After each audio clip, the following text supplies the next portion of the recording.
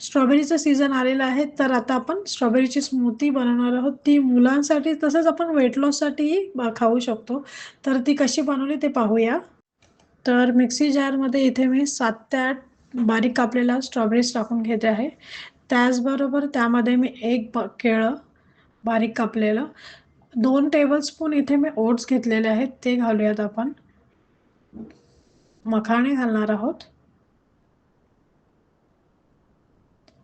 मध घालणार आहोत. आपल्या आवडीनुसार, आपल्या टेस्टनुसार तुम्हाला कमी अधिक करू शकता मध.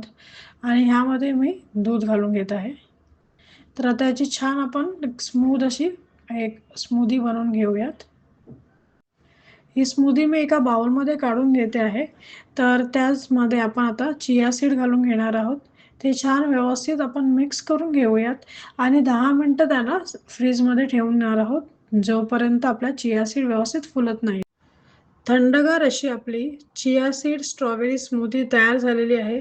तर तुम्ही रेसिपी नक्की ट्राय करा आणि आमची रेसिपी कशी वाटली नक्की कमेंटमध्ये सांगा. आमच्या मॅलो किचन चॅनलला लाईक, शेअर आणि सबस्क्राईब करा. धन्यवाद. अन्न हे पूर्ण ब्रह्म.